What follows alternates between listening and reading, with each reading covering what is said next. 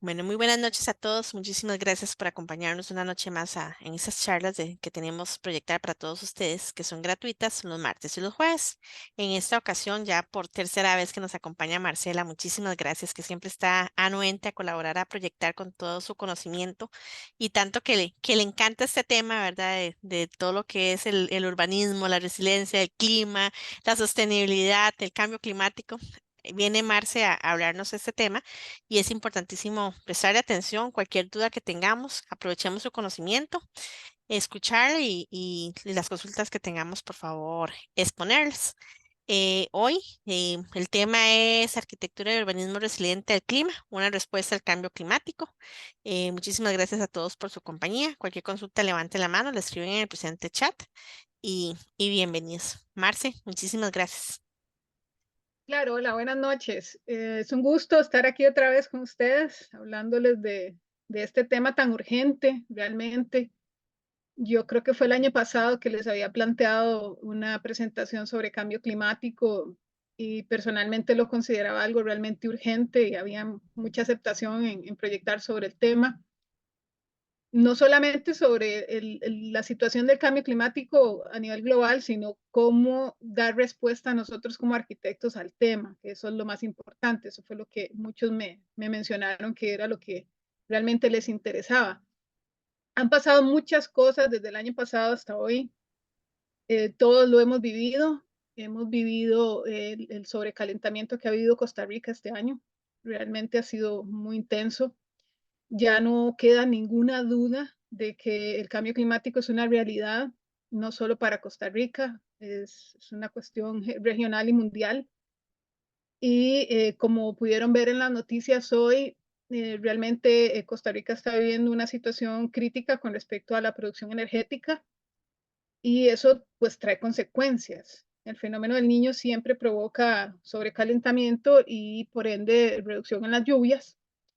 Se estimaba a nivel científico de que realmente iba a entrar la niña y que realmente no se iba a dar una deficiencia de precipitaciones, pero sí, sí está sucediendo, no ha cambiado realmente la situación y ya el ICE anunció ayer de que posiblemente se empiecen a dar recortes de energía, lo cual es muy, muy delicado pues para la situación en general económica del país, ¿verdad? Los que recuerdan, creo que fue como por ahí de 2007, si no me equivoco. Yo vivía en San José cuando es en San Pedro y recuerdo bien los recortes, se daban después de las 4 de la tarde y la vida cambió temporalmente para todos los que estuvimos ahí.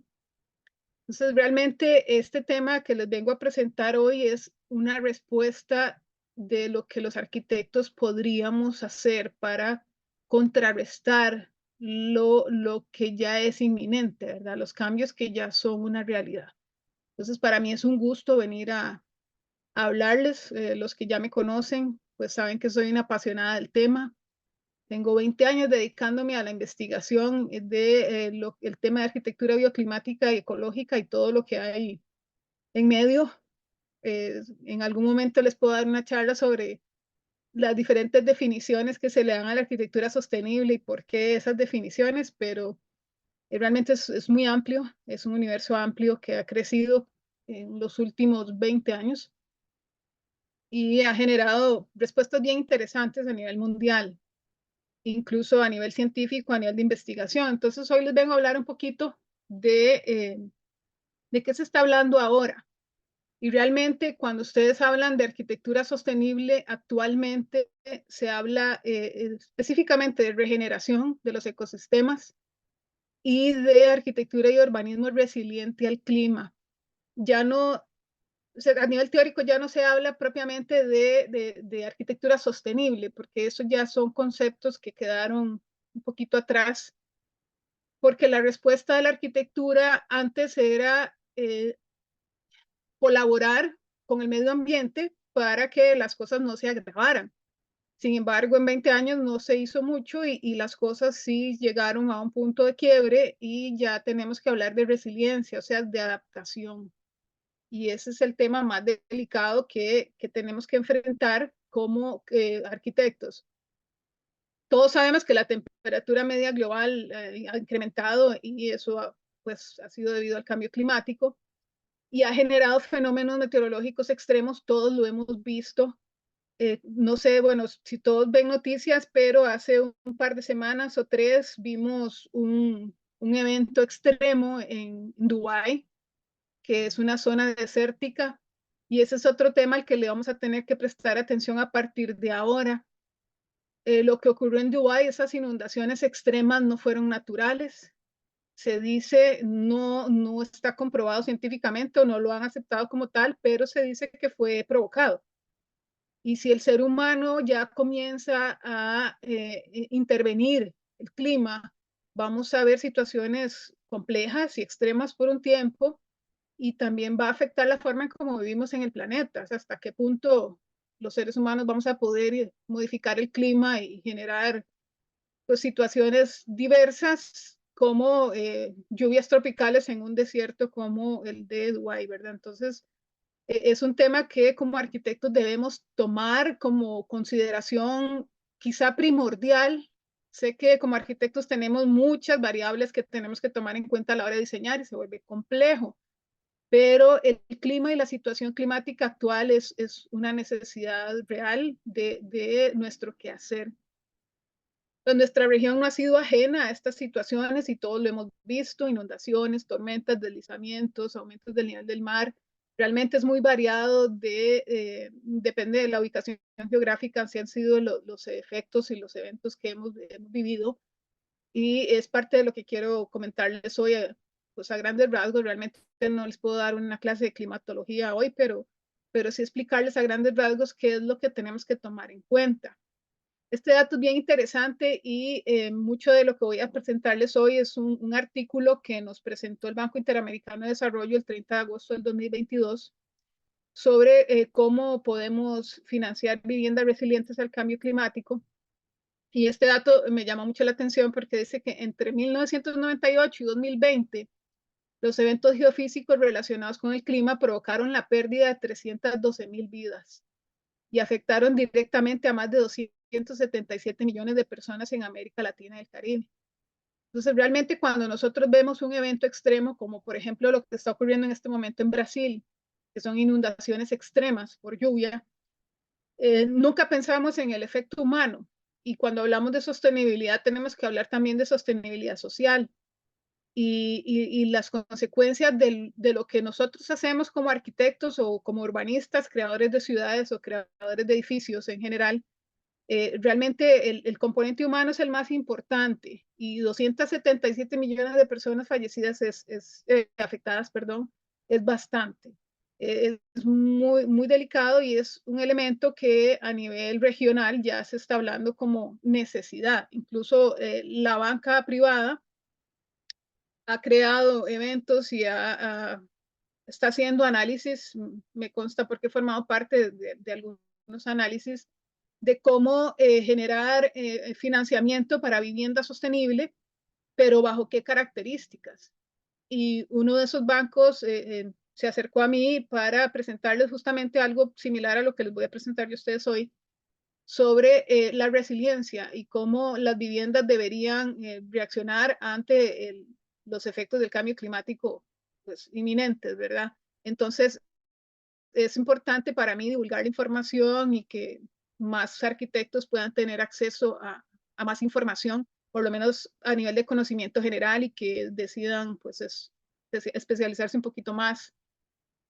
Esto lo voy a pasar muy rápido, esta presentación, los que lo vieron en el Colegio Federado el año pasado, pues es muy similar. Eventos catastróficos de 2023, realmente impresionantes, lluvias torrenciales en Libia, donde realmente llueve poco, murieron 11,000 personas, fue muy impactante las imágenes. Muertos y desaparecidos por inundaciones en el sudeste de Europa, por inundaciones, en este momento está ocurriendo igual. Esto fue en Grecia, que también sufrieron incendios forestales y de repente estaban teniendo las precipitaciones de mayor volumen que habían tenido. También en Turquía se empezaron a dar inundaciones que de hecho en este momento están sufriéndolas también, porque todo eso depende de la época y tendría que hablarles de clima para explicarles por qué en época seca y lluviosa para nosotros, pero invierno, verano para algunos, las condiciones climáticas son adversas o de lluvia o de precipitaciones con nieve o sequías extremas. La transformación climática ha sido muy interesante y todo lo que se ha estado viviendo. Todos vimos el año pasado los incendios forestales en Canadá, que fueron increíbles en volumen, y cómo estos incendios provocaron cambios en el medio ambiente en Nueva York, porque realmente eran hectáreas y hectáreas de incendios. También vimos el incendio en la isla de Maui. Realmente no se habló mucho a nivel de noticias, pero hubieron 80 muertos y muchísimas pérdidas materiales. Y realmente a la fecha, que estamos hablando que fue el 10 de agosto del 23, al día de hoy ya se ha reconocido que fue producto del cambio climático, de una ola de calor que se dio el año pasado. Yo tengo, de hecho, fotografías satelitales, olvidé subirla a esta presentación, donde se ve la gran nube de calor que estaba sobre la zona de Hawái y cómo esto pues aumentó las temperaturas la nube de calor realmente tenía 60 grados Celsius y aumentó pues el calor extremo que provocó el inicio de un fuego salvaje y por ende pues el incendio que quemó toda la Jaina. Luego el año pasado también en octubre, que es muy interesante que en octubre del 23 la Amazonía estaba sufriendo la peor sequía que habían visto en la historia. Realmente fue muy, muy fuerte ver las imágenes y en este momento están sufriendo las peores inundaciones. Entonces, realmente, ¿cómo pueden las personas adaptarse a un clima tan extremo? En un momento no tienen agua, no tienen qué comer, porque realmente los alimentos... Bueno, de ahí, Eh, eso no es ético. gracias.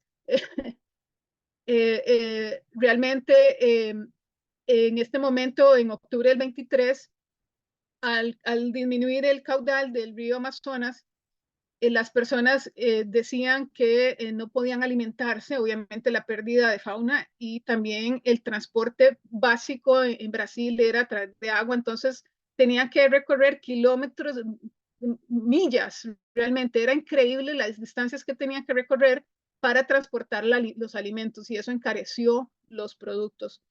Y ahora en este momento están sufriendo inundaciones extremas. Entonces, realmente es muy fuerte ver cómo estas condiciones climáticas extremas afectan no solamente la infraestructura, como vemos en esta imagen, sino también la parte social del componente de desarrollo sostenible, ¿verdad? Porque no solamente es, bueno, cómo la arquitectura va a responder a estos cambios climáticos extremos, sino cómo hacemos para que las personas también puedan seguir desarrollando sus actividades diarias y alimentándose si la situación o las consecuencias son extremas. Y eso me hizo pensar hoy en las noticias, ¿qué haríamos nosotros en este momento? Yo cuando lo viví en 2007, realmente yo trabajaba, recuerdo, trabajaba en una oficina de arquitectura, estaba comenzando, y la energía la cortaban a las 4 de la tarde, entonces salíamos de trabajar a las 3. Son 2 horas que pierde un negocio de trabajo. Pero para los que ahora, por ejemplo, trabajamos de forma independiente o tenemos nuestros propios negocios o nuestras propias oficinas, ¿cómo manejar o cómo implementar esos recortes de energía a nuestro diario quehacer, ¿verdad? Es bien interesante tomarlo en cuenta y estar presente o tenerlo presente. Y para eso yo les traigo pues algunas propuestas de esta arquitectura resiliente, de cómo podríamos adaptar la arquitectura para responder a todas estas necesidades. Entonces, este gráfico fue publicado en el informe del IPCC del año pasado y realmente pues transcurrió por todas las redes, se habló muchísimo, a mí me impactó muchísimo porque de todo el informe esta fue la imagen que decía más de todo lo que podía estar escrito ahí. Vean que realmente desde la era preindustrial, desde la primera revolución industrial, 1850, se tiene un conteo de los cambios del clima y mucho gracias a los estudios científicos en las capas polares, en la extracción de bloques de hielo y en la medición del dióxido de carbono en estos bloques, se ha podido tener un recuento de cómo ha aumentado el CO2 en la atmósfera. Y vean cómo 2020 fue el punto de inflexión realmente del estudio, de cómo a partir de lo que fue la pandemia y cómo eso cambió el quehacer de la humanidad, se marcó un punto de inflexión hacia futuros escenarios con respecto a las emisiones de CO2. Y tomando en cuenta la gráfica inferior, vean que, por ejemplo, una persona que nació en 1950, que pueden ser nuestros padres, de hecho, mi mamá nació en 1952, a 2020 son personas que tenían o tienen 70 años, poco más, y ya ellos vivieron una época bastante estable a nivel climatológico.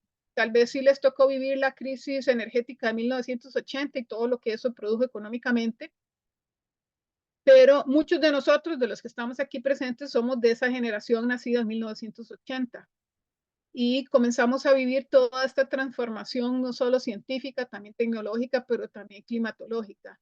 Y toda la transformación que se ha dado a partir de 1980 hasta el día de hoy. Nosotros somos los adultos de nuestra época y realmente nosotros no vamos a ver cambios tan radicales como lo verán nuestros hijos. Perdón. Y eso creo que es lo más importante que tenemos que tener presente como arquitectos, como seres humanos, como adultos de nuestra época. Nuestros hijos son los que van a sufrir las consecuencias de todo lo que nosotros hacemos y no hacemos. Y vean ese gráfico que un niño nacido en 2020 va a ser un adulto de 70 años por ahí del 2090. Y realmente en un escenario donde no se hace absolutamente nada para reducir las emisiones, la habitabilidad en el planeta va a ser casi que imposible. Estamos hablando de 4 grados de temperatura superior al promedio. Y esto quiero que lo vean así.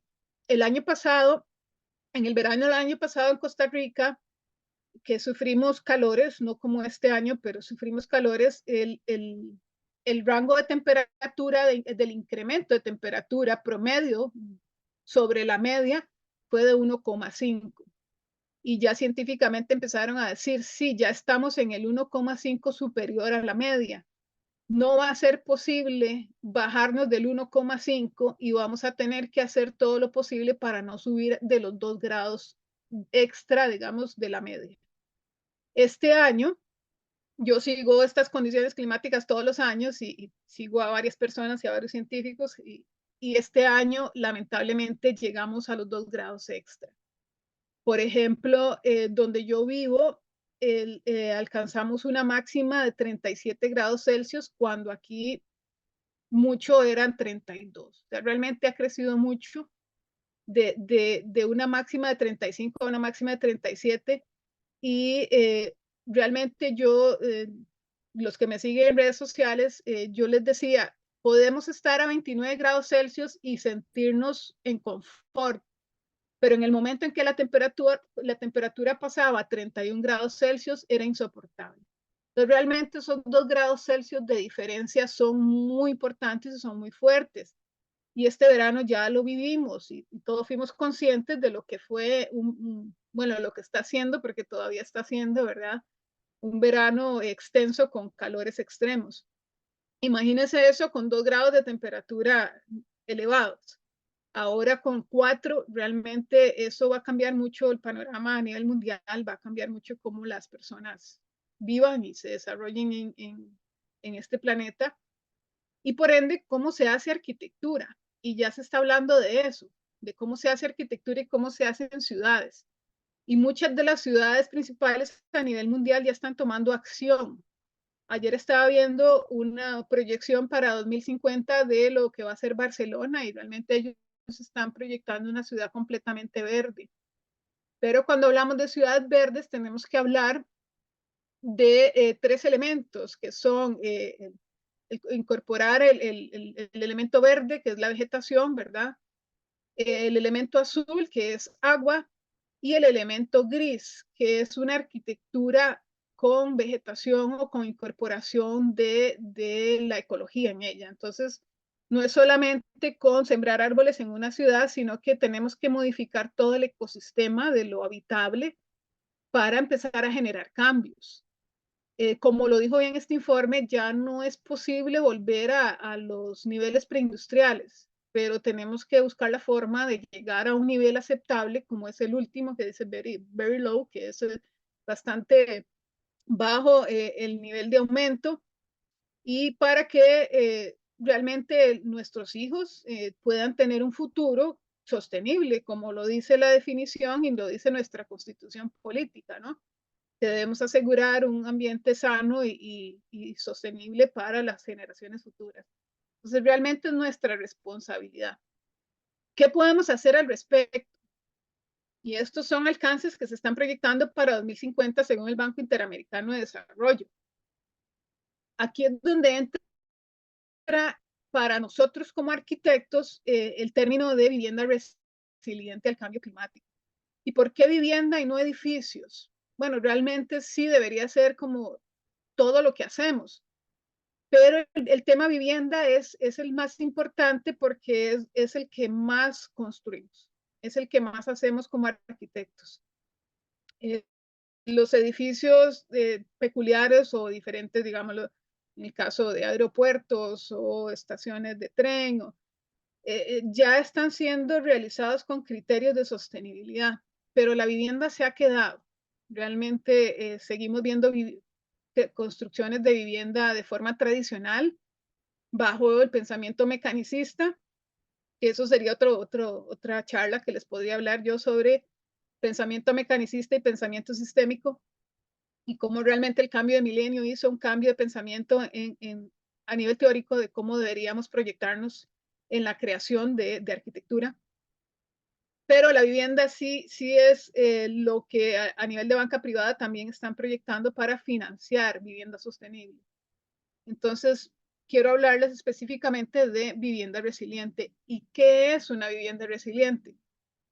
Lo leo textual. Una vivienda resiliente es aquella que tiene la capacidad de resistir, recuperarse y adaptarse ante condiciones adversas al cambio climático o desastres naturales. Les doy un ejemplo. En 2018, si no me equivoco, el huracán Michael, categoría 5, tocó la costa sur de Florida. Yo tengo un hermano que vive ahí y recuerdo pues conversar con él y toda la situación de lo que ocurrió. Y recuerdo leer un artículo de lo que se llama México Beach. Panama Beach es donde vive mi hermano, México Beach, Playa México, es al sur de Florida, en Panhandle. Y toda la ciudad de México Beach fue destruida, excepto una casa. Una única casa quedó en pie con un huracán categoría 5. Entrevistaron a este señor y le preguntaron pues, qué hizo. Y realmente él lo que dijo fue simplemente cumplí con el código nuevo de construcción de Florida para huracanes categoría 5. Entonces, la responsabilidad nuestra a la hora de construir también debe responder a estas situaciones extremas, ¿no?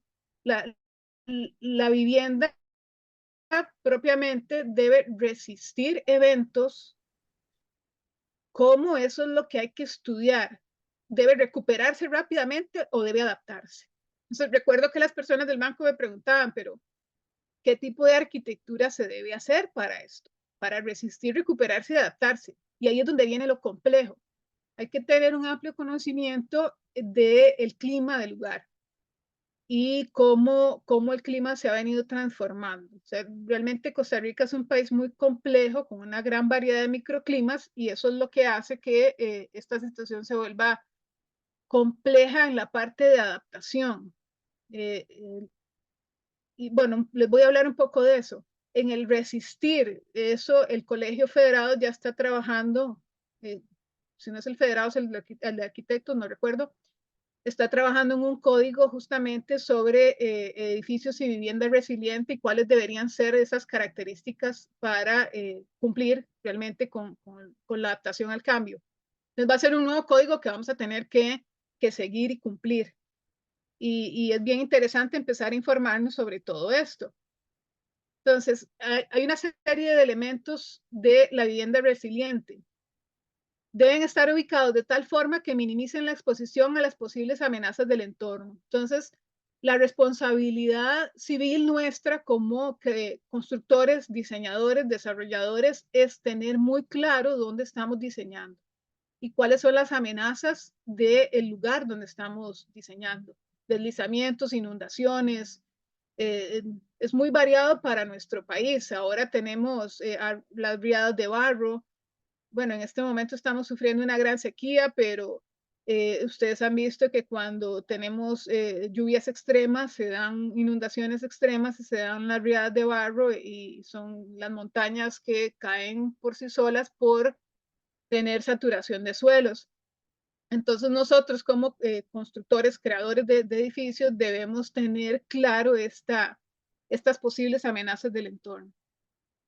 También deben ser planificados, diseñados, construidos, operados y mantenidos para reducir la vulnerabilidad frente a dichas amenazas. Es responsabilidad propiamente del diseñador reducir la vulnerabilidad del edificio frente a las amenazas del entorno. Eso es propiamente diseño. Las estrategias de adaptación dependen de las características de la infraestructura de la vivienda y deben ser específicas para el entorno donde se ubica. De eso les voy a hablar un poquito más adelante de cómo realmente no podemos hacer la misma arquitectura, por ejemplo, en el Caribe que en la zona norte, en Guanacaste. Los microclimas son realmente variados y ahí es donde tenemos que tener la responsabilidad de entender a dónde estamos construyendo y por qué.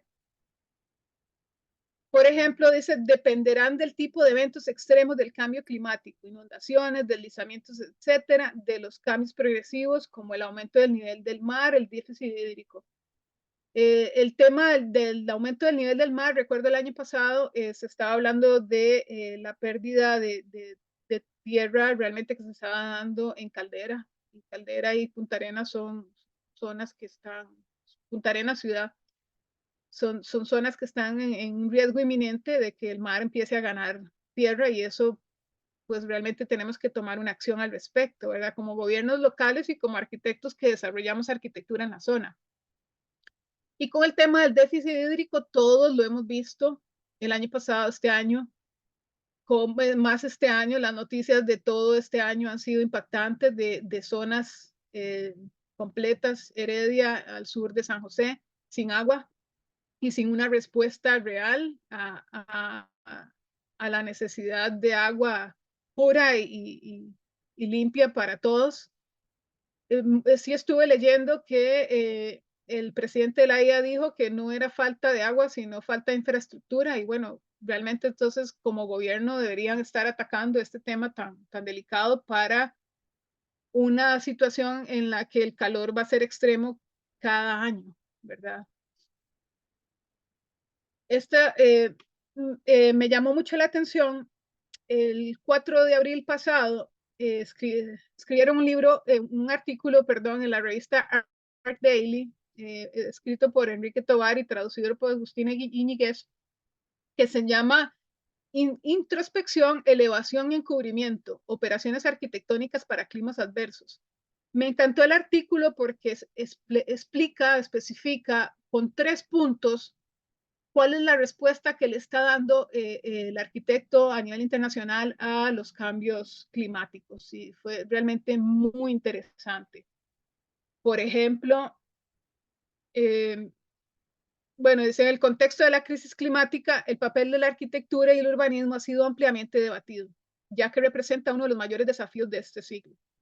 Es innegable que si bien hay esfuerzos activos a través de políticas e innovación para evitar llegar a un punto de no retorno, la arquitectura ya se está adaptando a los cambios y condiciones extremos que provoca.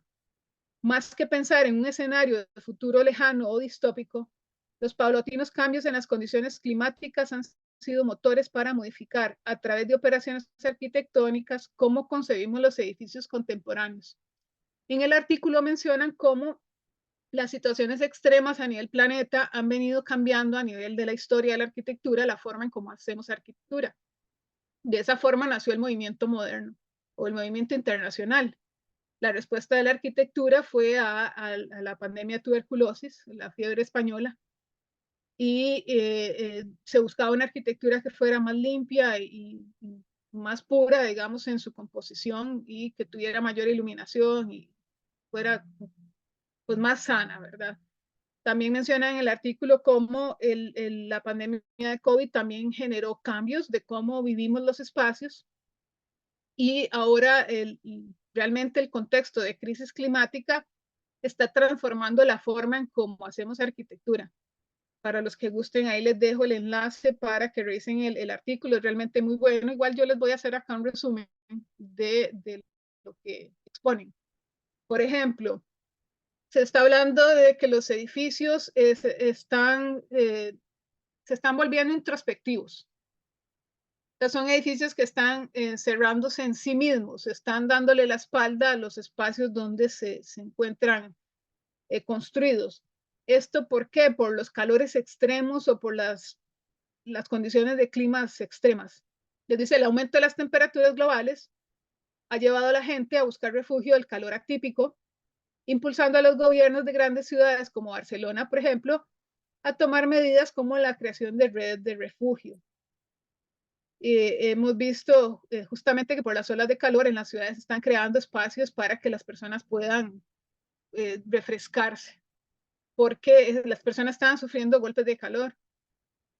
Situaciones como esta desafían el confort de los edificios, promoviendo una arquitectura que se desarrolla hacia el interior. Entonces, este es un ejemplo bien interesante que viene en el artículo. Se llama el edificio de control central de Turquía. Es una planta de producción de energía. Y el edificio en sí mismo es introspectivo, o sea, no tiene ningún tipo de ventanería hacia el exterior y tiene un patio interno y todo se desarrolla hacia lo interior, por eso es introspectivo. Entonces, en el futuro es probable que veamos más proyectos que adopten configuraciones centradas en la vida interior del edificio, utilizando estrategias pasivas y tecnología para regular la temperatura de manera eficiente. Este es otro proyecto que es una biblioteca en China, que también, bueno, se realizan múltiples actividades y exposiciones y restauración de libros y demás. Y él está ubicado en un entorno donde las temperaturas son altísimas, ¿verdad? Dice que alcanzan niveles récord. Entonces el diseño lo que buscó fue garantizar el confort térmico de los usuarios y lo que hicieron fue hacer un edificio introspectivo y estas columnas que están inspiradas en el árbol ginkgo, dice que son una tecnología de control climático y además de recolección de lluvia. Y las ventanas se ajustan automáticamente según la luz solar, mientras que el techo integra paneles solares. Entonces, realmente todas las características o todas las estrategias pasivas que deberíamos ya estar implementando en nuestros edificios ya están viéndose en ejemplos a nivel mundial. El otro elemento es la elevación, que para nosotros en Costa Rica no es extraño. Realmente estamos acostumbrados a ver arquitectura palafítica en las zonas del Caribe y en el Pacífico Sur, en las zonas muy húmedas, con precipitaciones elevadas, y conocemos bien cómo es la arquitectura tropical, ¿no? Pero resulta que en otros países ya están proponiendo, y realmente es un cambio de tipología arquitectónica, edificios elevados porque están sufriendo inundaciones sin precedentes y además están sufriendo condiciones de derretimiento de nieve en muy poco tiempo que produce inundaciones. Entonces, por ejemplo, bueno, aquí en el artículo mencionan que los daños que han sufrido obras como la de Mies van der Rohe, que es la casa Farnsworth, que ha sufrido inundaciones a pesar de ser una casa palafítica, el nivel de agua llega a su nivel de piso terminado, o la bóveda de semillas de Svalbard, que todos conocemos, que es la bóveda del fin de los tiempos. Realmente con el deshielo ha sufrido inundaciones y realmente ha provocado daños. Entonces, realmente tenemos que preguntarnos cómo la tipología arquitectónica va a cambiar y va a provocar en los países, en ciertos países, mucho en países nórdicos, países al norte, en donde ya no son tan fríos en ciertos periodos, sino que más bien sufren inundaciones, la elevación de estructuras y la ausencia de sótanos, que eso es bien interesante a nivel arquitectónico. Veamos, por ejemplo, esta casa que es en Chile, se llama la Casa de las Brisas, que está elevada por las inundaciones, por el desbordamiento de arroyos cercanos y al mismo tiempo pues tiene una condición de vistas panorámicas y de buscar una sombra en la parte inferior, que es una respuesta arquitectónica a una condición climática. Y esta otra casa que se llama Casa Alta, que está en Quebec, Canadá, que realmente viendo fotografías del contexto es única, porque ellos no están acostumbrados a ver arquitectura palafítica, pero es una condición que lo que hace es, bueno, buscar proteger la casa de tormentas de nieve y también de las inundaciones por la nieve derretida. Entonces, todos estos cambios están generando o transformando la forma del paisaje arquitectónico y la forma en cómo ciertos países están haciendo arquitectura. Y es bien interesante que nosotros como arquitectos en Costa Rica comencemos a pensar en una tipología de respuesta a las condiciones climáticas extremas que estamos viviendo. Y la última sería el encubrimiento, que el gráfico es bien interesante, es poco entendible, pero cuando veamos los ejemplos van a ver que sí es bien interesante y que ya se está viendo mucha arquitectura al respecto. Y esa es la estrategia de llevar estructuras a nivel del suelo en una medida multidimensional que ofrece beneficios en términos de privacidad, integración con el entorno natural y confort. Esto es especialmente relevante cuando se consideran los efectos de la radiación solar, así como la necesidad de refugio en ambientes que experimentan temperaturas récord cada año. Entonces, vean, por ejemplo, yo sé que muchos ya han visto este tipo de arquitectura, ¿verdad? Que son casi que edificios enterrados o con cubiertas verdes, que no se trata solo de hacer cubiertas verdes porque sí, ¿verdad? Hay que analizar y hacer un estudio climático del lugar para ver las condiciones y cómo adaptarlo, pero mucho de lo que se está buscando es la integración del entorno con el edificio. Entonces son edificios muy orgánicos que se integran al sitio. Esta se llama la casa bajo tierra y se ilustra cómo esta estrategia puede minimizar visualmente la intervención del paisaje integrando parte de la estructura bajo tierra.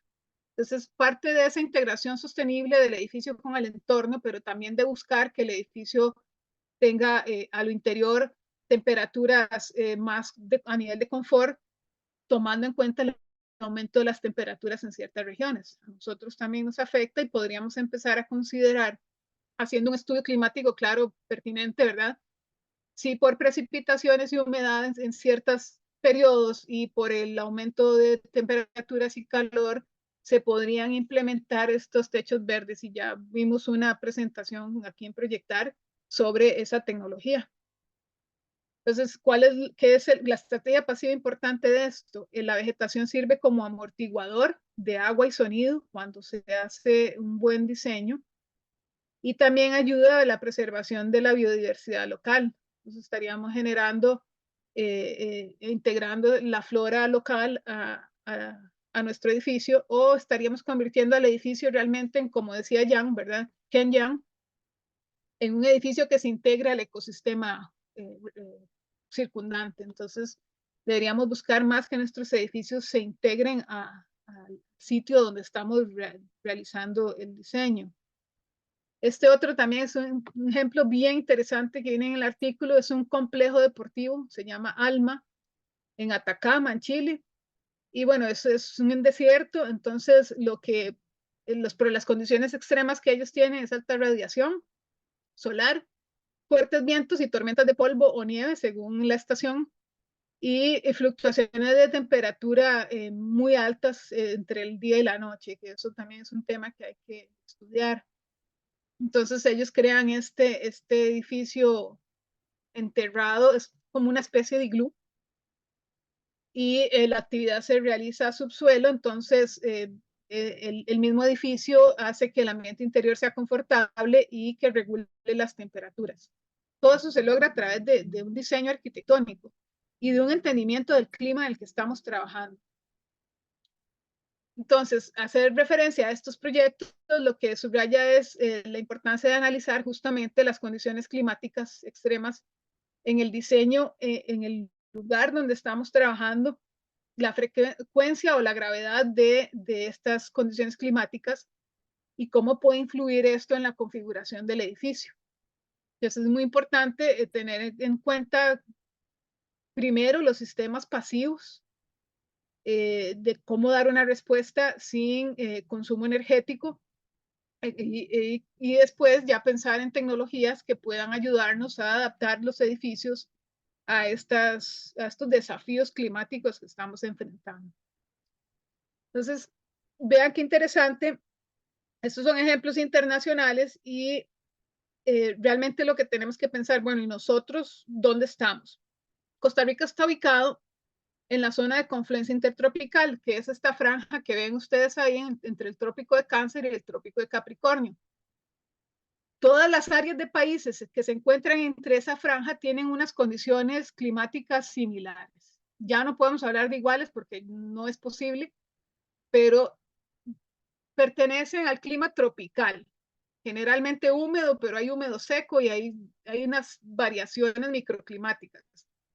Pero esta franja es la que nos define a nosotros de los países nórdicos o de lo poquito que queda hacia el sur. Los países nórdicos y estos países debajo del trópico de Capricornio tienen 4 estaciones. Entonces, las condiciones climáticas de la arquitectura tienen respuestas diferentes. Para nosotros son solo 2 estaciones, estación seca, estación lluviosa. Y hasta el día de hoy, bueno, hasta hace unos años realmente, nosotros vivíamos en una eterna primavera y realmente pensar en el clima era un elemento no tan relevante para hacer arquitectura. Podíamos tener una arquitectura con ventanas abiertas todo el año porque realmente las temperaturas no oscilaban tanto y en ciertos pisos altitudinales, porque eso también hay que entenderlo, ahorita lo vamos a ver. Pero en general nosotros tenemos un confort a nivel anual. Teníamos. Actualmente estamos viendo cómo realmente el calor extremo está haciendo que los espacios habitables sean realmente molestos. Entonces, ¿cuál es la respuesta? Y a mí me llamó mucho la atención escuchar a una amiga ahora a inicios de este año decir que realmente iba a tener que implementar el aire acondicionado en su casa. Y yo, ¿qué dilema? Porque si ustedes implementan aire acondicionado en sus casas, eso implica un consumo energético y es energía que no tenemos como país. Entonces, lo que realmente tenemos que hacer es adaptar la arquitectura con estrategias pasivas para lograr que la casa responda mejor sin consumir energía. Y eso es un trabajo de nosotros los arquitectos, ¿no? De cómo adaptamos realmente los edificios. Entonces sabemos que en esta zona tropical los eventos que nosotros vamos a enfrentar son huracanes en las costas. Realmente ahora no solo en la costa atlántica, también se da en el Pacífico y todos vimos el huracán que atacó en México. Olvidé la ciudad, olvidé el nombre, pero bueno, el año pasado, cómo afectó realmente esa ciudad. Acapulco, ¿no? En Acapulco, sí, gracias, Tati. Sí, en Acapulco. Y fue realmente dramático porque no estaban preparados para eso, no tenían un plan de emergencia, las personas duraron mucho tiempo sin agua y sin alimentos, sin una respuesta adecuada, no tenían dónde vivir. Fue muy fuerte realmente ver el análisis de esa situación y ver de lo que podría pasar en una situación realmente extrema y cómo podemos aprender de ellos, ¿verdad? O de esa situación. Luego vemos inundaciones por lluvias extremas, como está ocurriendo en este momento en Brasil, las riadas de Barry, los deslaves que hemos visto, lo vimos el año pasado aquí en la zona sur. Erosión de costas, también lo hemos visto acá en Caldera, aumento del nivel del mar, penetración del agua salada en los mantos acuíferos, que ese es el tema más delicado del aumento del nivel del mar. Cuando el mar entra en las costas, lo que hace es contaminar el agua dulce que tenemos. Entonces es un tema muy delicado. Las sequías severas que estamos viviendo y lo que provocan esas sequías severas, los fuegos salvajes o fuegos intencionales algunas veces, pero las quemas sin control y los incendios forestales que hemos vivido son bastante serios, las olas de calor y por ende de todas esas situaciones pues tenemos falta de cosechas y por ende falta de alimentos, ¿verdad? Entonces es un tema bastante delicado. Y quiero darles así muy generalmente estas estrategias de adaptación, ¿verdad? Dependen específicamente el entorno en donde nos ubiquemos. Y vean que Costa Rica tiene una serie de microclimas. Esto es muy general, realmente hay un mapa ecológico donde puntualiza cada microclima de la zona, pero a grandes rasgos vemos ahí, bueno, tenemos cálido seco en zona norte, Guanacaste. Cálido lluvioso es todo el Pacífico hacia el sur. Clima templado, todo lo que es el Valle Central. Las zonas templadas, que son alta montaña, tenemos frío lluvioso y frío seco, que son los puntos más altos de nuestra geografía. Entonces, realmente, analizando esto súper general, ¿no? No podemos hacer la misma respuesta arquitectónica en un frío seco que en un cálido lluvioso, por ejemplo. Entonces, ahí es donde hay que entender muy bien cómo adaptamos la arquitectura al clima y cómo deberíamos tener presente el clima de la región. Quiero proponerles que revisen, esto fue un seminario de graduación en la Universidad de Costa Rica, se llama Guía de Diseño Bioclimático según clasificación de zonas de vida de Holdridge. Bueno, el director del seminario, José Ali Porras, arquitecto, y una serie de estudiantes, qué pena, no puse los nombres, pero sí, si alguien me está viendo en este momento de esa tesis, realmente es muy valiosa, porque a nivel general nos explica cómo ha sido la respuesta arquitectónica en Costa Rica según el área o el piso altitudinal en el que se encuentre, y eso es realmente muy importante, tenerlo en cuenta, por lo menos a nivel general, a grandes rasgos, de cómo debería haber una respuesta arquitectónica según el microclima de la zona. ¿Y cuáles son las recomendaciones para lograr una vivienda en cada etapa del proyecto? Entonces, debemos pensar primero como arquitectos en los marcos regulatorios y los arreglos institucionales, ¿verdad? Que eso ahí entra en las leyes país y también pues nuestro colegio federado, ¿verdad? Y todo lo que, los marcos regulatorios que ellos puedan implementar. Todos los diagnósticos y estudios que podamos hacer nosotros como arquitectos a nivel bioclimático y demás. Propiamente el diseño y la construcción de la obra que estemos realizando, y algo en lo que realmente la gente no piensa y que se está hablando mucho ahora es el mantenimiento y el monitoreo. Pero eso es un tema muy largo y nos estamos quedando sin tiempo. Y yo les dejo este documento para que ustedes lean por lo menos los elementos más generales, pero voy a entrar brevemente en los diagnósticos y estudios. Es importante que el desarrollo de vivienda no introduzca nuevos riesgos. Cuando hacemos un edificio, sin pensar en dónde estamos, en qué sitio estamos, generalmente introducimos nuevos riesgos, como movimientos de tierra mal realizados o taludes que van a ceder en el caso de lluvias torrenciales. He visto casos como de desarrollos de vivienda que lo que hacen es secar los mantos acuíferos y no están pensando en la urgencia del agua o la incorporación de esa agua en el proyecto. Perdón. O proyectos que hemos visto últimamente donde talan todos los árboles que tiene el terreno para hacer una nueva propuesta y en la propuesta dicen que van a sembrar 100 árboles. Entonces uno dice, bueno, si vas a sembrar 100 árboles, ¿para qué cortaron los que ya existían? Entonces hay que tomar en cuenta muy bien los riesgos que estamos implementando. Conocer las posibles consecuencias ante un evento extremo o una falla de la infraestructura. Entonces hay que conocer realmente el lugar y cuáles son las amenazas de ese lugar o su área circundante. Hay que desarrollar un plan de gestión y monitoreo de riesgos de desastres, que realmente no se ha hecho a la fecha. Realmente los arquitectos no están implementando estos elementos.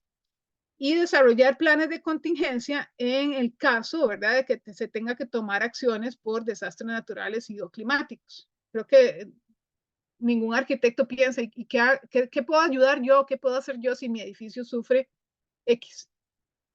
Y realmente eso ahora hay que tenerlo en cuenta y tenerlo muy, muy presente. En diseño y construcción, pues justamente este es un tema que yo quería detallarles. Usar fuentes de energía renovable como los paneles solares. Imagínense que todos estuviéramos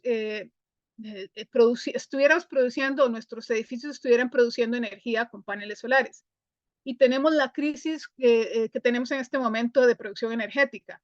Realmente tal crisis no existiría si todos los techos de este país produjeran energía.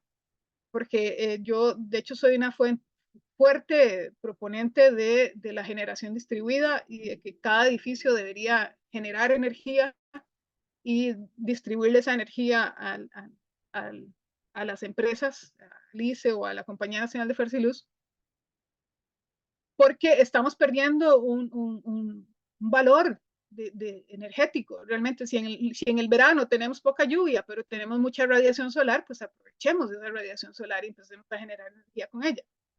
A grandes rasgos, porque eso es bastante más complejo. También hay que especificar estrategias para la eficiencia energética de los edificios. No solamente es diseño, control, consumo, los productos que se utilizan, incluso los materiales, lo vamos a ver. Incluir mecanismos de recolección y aprovechamiento de agua de lluvia para reutilización y ahorro de agua.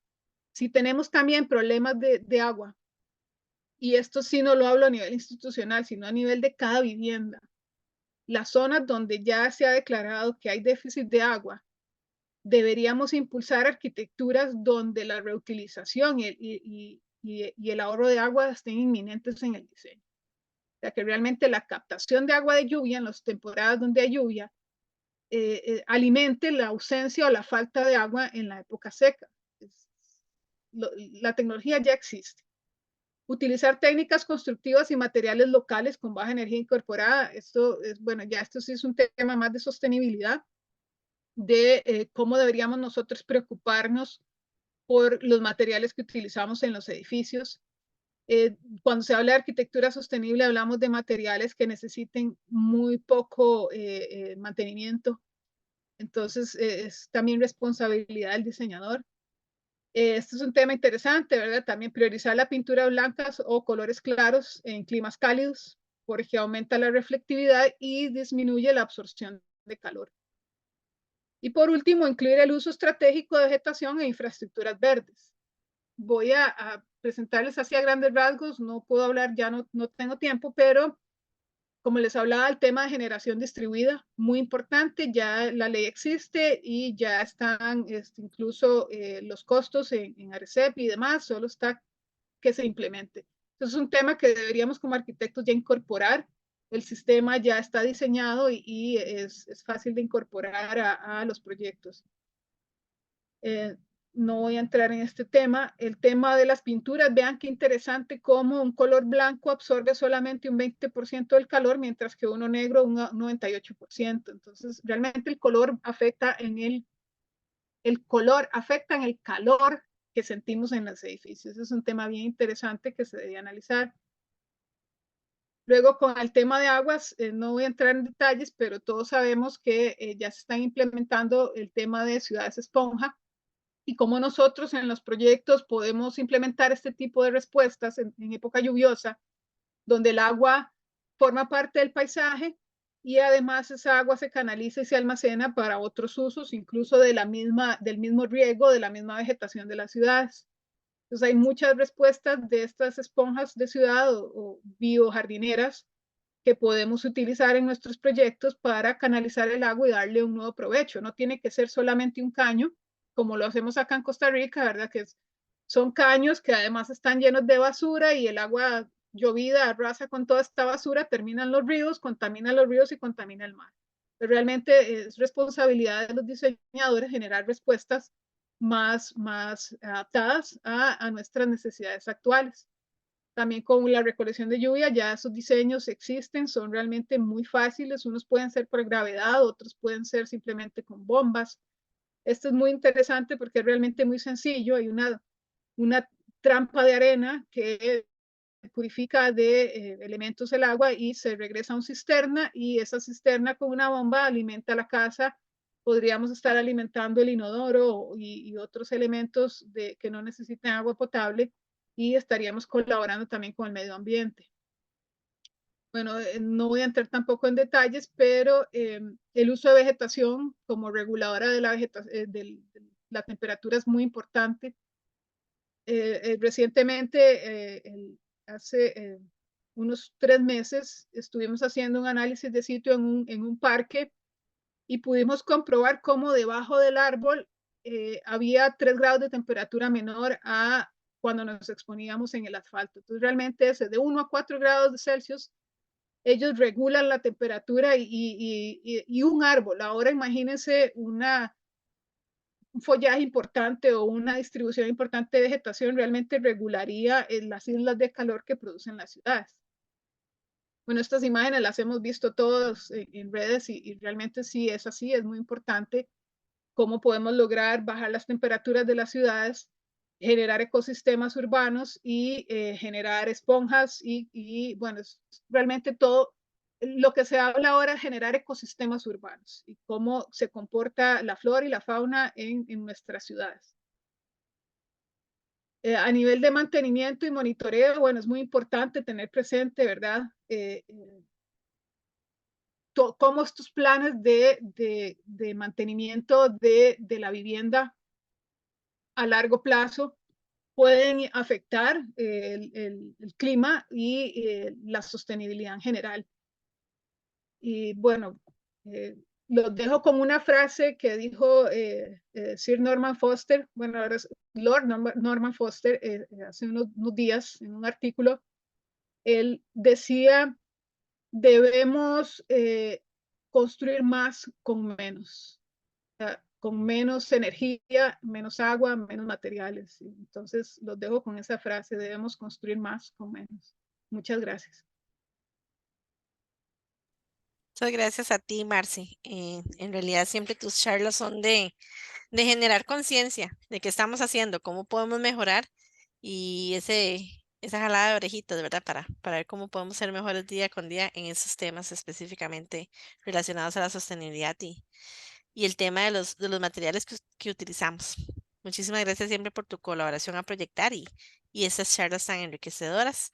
Ya Marce me pasó la presentación en PDF, entonces ya la voy a compartir en Proyectar. Y recuerden que la charla también está siendo grabada, entonces a partir de mañana podemos ver la grabación en nuestro canal de YouTube o bien en nuestra página web de Proyectar. Si alguno tiene alguna consulta, favor levantar la mano, escribirla en el presente chat, o tiene algún caso de estudio o algo que le gustaría comentarle a Marcela, por favor indicarlo. Marce, vieras que casualmente yo estoy en Santa Cruz esta semana y hoy pasé por el sector de Huacas. Aparte que Ajá. estaba haciendo un calor increíble, estaba casi 35 grados, creo que estuvo hoy, pero fue muy, muy fuerte. Me llamó la atención ver eso. Vi una casa totalmente cuadrada, blanca, sin una sola ventana, solo la puerta y el aire acondicionado arriba en el techo. Y yo dije, ¿cómo es posible? Está cerca de las playas, alrededor árboles, no tenía visual. De tal vez tuvo una solución interna y la persona que vive ahí le tiene miedo al entorno, no sé, fue lo primero que pensé, hasta me dio claustrofobia, pero está bien respetar los diseños de cada quien, pero ¿cómo es posible que lleguemos a eso y que la solución sea un aire acondicionado, ¿verdad? ¿Qué daño le estamos generando nosotros a nuestros propios hijos? Entonces, quería comentar que casualmente el tema, hoy vi eso aquí en Playa Grande de Guanacaste. Y no solo eso, imagínense esa vivienda con deficiencia energética y que se empiecen a dar recortes y cómo van a sobrevivir sin ventana.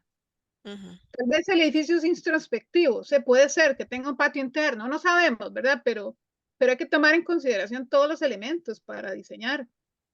Es un tema interesante. totalmente de acuerdo. Bueno, pareciera que no hay ninguna consulta, todo ha estado muy claro como siempre. Ahí en Eh, Buenas, el chat disculpen, hay bueno, cosas. Daniela, disculpen, cuéntame. ¿cómo están? Muy bien, gracias por acompañarnos, cuéntanos. Vean, yo soy una estudiante de arquitectura, entonces hay cosillas que yo todavía no sé, pero entonces mi pregunta sería la siguiente. Por ejemplo, al pintar una casa blanca o el techo blanco o así, este calor que se va a rebotar, va a calentar su entorno, digamos así como para dañar a su entorno en algún sentido o no tanto. No. Bueno, eso es un tema complejo de explicar porque realmente lo que hace es repeler cierta onda no, y lo que hace es reflejar el calor, pero no lo devuelve al ambiente. Sí, lo que provoca, y muchos arquitectos han hablado del tema, es incandescencia. Entonces, tal vez en ciertos lugares no es recomendable que sea blanco blanco, sino con colores claros para que no produzca esa incandescencia, porque incluso si todos los techos fueran blancos, la incandescencia que se devuelve a la atmósfera es muy alta. Pero ese es un tema de estudio, por eso hay que estudiar cada elemento en cada lugar y cada zona es muy específica de las respuestas arquitectónicas o de las estrategias pasivas que hay que utilizar. Lo importante es entender, por ejemplo, que cuando vemos arquitectura europea o arquitectura de los países nórdicos, entender por qué la arquitectura de los países nórdicos es oscura o negra y por qué esa respuesta no puede ser igual en Costa Rica. Porque ellos necesitan ganancia de calor porque tienen temperaturas bajas y tienen inviernos extremos. Nosotros necesitamos arquitecturas que sean claras y sean más permeables para no tener ganancia de calor, básicamente. Ok, muchísimas gracias. Gracias a ti, Daniela, por la participación. Muchísimas gracias. ¿Alguna consulta? Ahí en el chat que hay, Tati. Vamos a ver, he hecho invitaciones, más que todo. No tengo nada, ninguna consulta escrita. Más que todo, invitar a aquellos que no forman parte aún del chat de Proyectar y son arquitectos colegiados, que pueden escribirme, ahí está el número y para que puedan formar parte, que va a estar grabado y, y ya. Yo puedo hacer un comentario. Yo Claro, por misma, favor, dale. con todo respeto, veo que ahí está doña Julia. Es un honor de verdad que doña Julia esté acá escuchándome. Una persona que admiro muchísimo, es una de las más destacadas arquitectas en arquitectura tropical y es un gusto. Ahí vi que cuando puso la cámara, yo vi que era ella. Eso es un gusto. Muchas gracias. Ujú. Bienvenida, muchas gracias por acompañarnos. Vamos a ver, si no. Entonces, eso sería por hoy. Muchísimas gracias a todos por acompañarnos. Marcela, muchísimas gracias por tu profesionalismo, por tu dedicación y por siempre dar ese granito de conocimiento de arena a proyectar y darle valor a cada uno de los arquitectos que formamos partes. A hoy, gracias porque hemos abierto las puertas y ya nos acompañan estudiantes, ingenieros, público en general y hemos hecho cada vez más grande ese proyecto que a muchos ha gustado. Buenas noches a todos, muchísimas gracias y a partir de mañana en la mañana ya está la grabación en nuestro canal de YouTube. Dime, Marce. Gracias a ustedes, Tati, gracias a usted y a Gerardo por darme la oportunidad de exponer mis ideas y pues de regalarle a la gente. eh, Todos teníamos esa idea al inicio, ¿verdad? De regalarle a la gente conocimiento vital y para mí es un honor y les agradezco muchísimo por la oportunidad. Perfecto. Buenas, muchas gracias. No, con muchísimo gusto y gracias a ti estoy poniendo mi número telefónico por si alguno quiere la presentación de Marcela o si no, ellos se la solicitan directamente a Marcela también. Para los que no están en el chat de proyectar, yo ya la voy a compartir en PDF. Bueno, voy a dejar de grabar.